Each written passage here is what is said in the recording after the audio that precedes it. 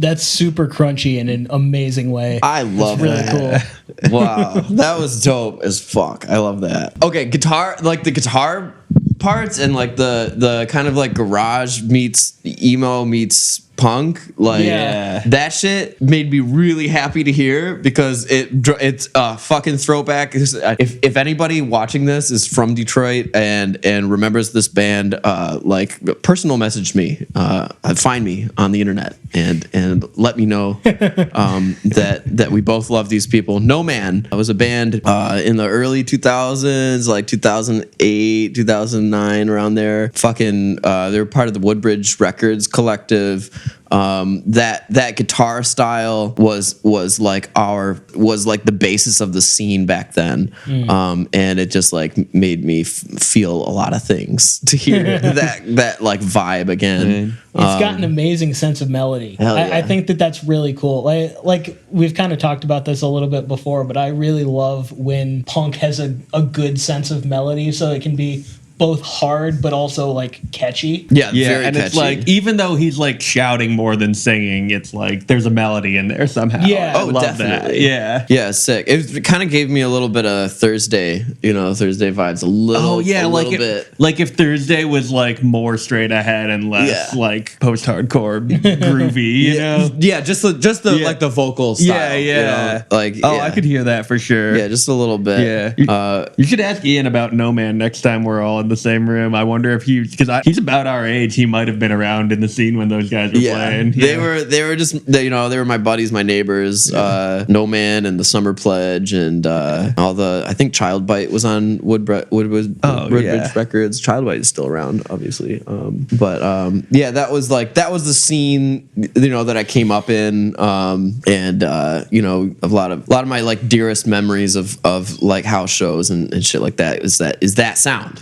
That sound gets me in my nostalgia a little bit. Yeah, and I feel Gets you in the feels. Gets me right in the feels. Yeah. And like like you were saying, like the emo punk with a little bit of like garage rock in there really brings together a lot of things that are going on in Detroit. That is Detroit. Now. Yeah. That is Detroit. Yeah.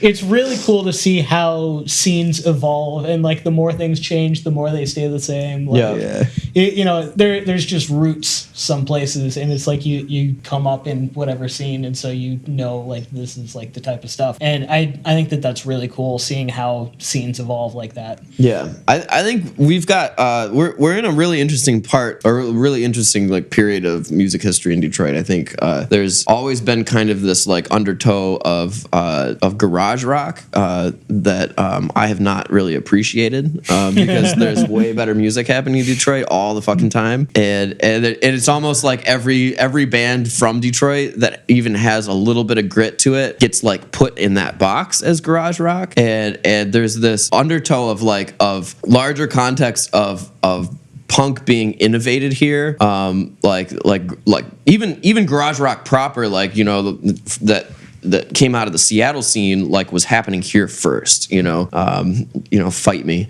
But I think that there's something really special happening in the city right now, in terms of like the fusion of more technical aspects of punk, and pop and like post-hardcore and that kind of stuff, is all getting mixed together in really interesting ways. I think we have like if we all apply ourselves a little bit, I think we've got something really special that could happen here, in terms of developing more of a coherent scene around this music, and it's really, really exciting. There's some bands that are like starting to make it out, like Seaholm and Idiot Kids. I got to shout out my cousin's band, the Idiot Kids. Just got a commercial deal with Chevy. Nice. Good for them. Fuck yeah. They just landed a tour. I just read about the tour. I can't remember who they're touring with, but it's going to be dope. They're doing like half a month direct support, and they're another one of these sick bands that are like fusing kind of the like legacy of garage rock in Detroit, but like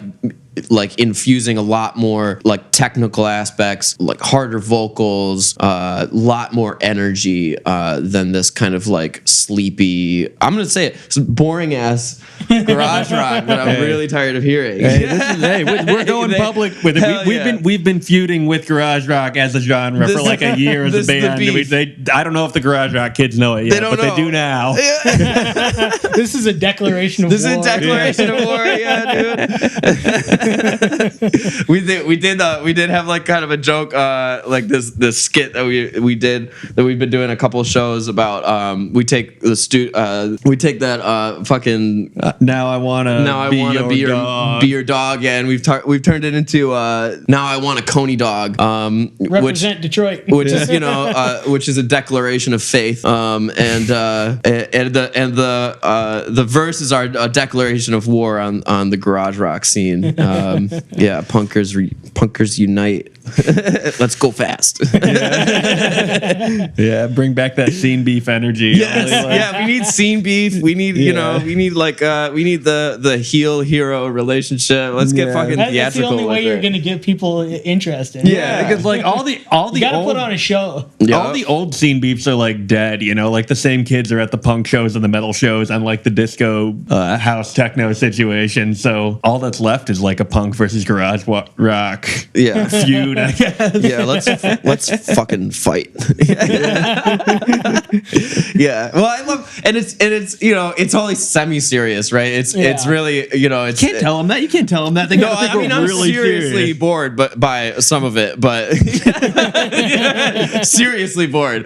But yeah, it's like a lot of really cool bands in Detroit right now are doing like a lot more theater, and as a follower of the religion of theatrical bullshit, I love seeing that. I love seeing like Space Skull and Burn Mar-a-Lago and these more like theatrical bands that are really pushing like the limits of what the fuck it means to put on a rock show. I think that's really fucking awesome. I toured with a band a number of years ago called Urizen that took that to an insane degree, to the point where they had like these like robots and like stage props that were just enormous, and the whole production is like this like fight scene between a mad scientist and a robot, and it's so fucking cool, and I love seeing that start to like develop in our scene because there's a deep history of theater in Detroit, especially like community theater and guerrilla theater and political theater and that kind of stuff, and I just love seeing things get mixed up. That's where innovation comes from. That's where they're. So what do we have for our final track of the afternoon? All right, so this final song, me and Alex were driving in my van the other day, and we were just listening to like the playlist of like every song I'd ever liked on Spotify. Okay, and solid. I don't know where I found this band. I don't know how it got in my library. I know nothing about them other than it fucking rips. Love that. And the song is called "Eternity is Lost on the Dying" by The Saddest Landscape.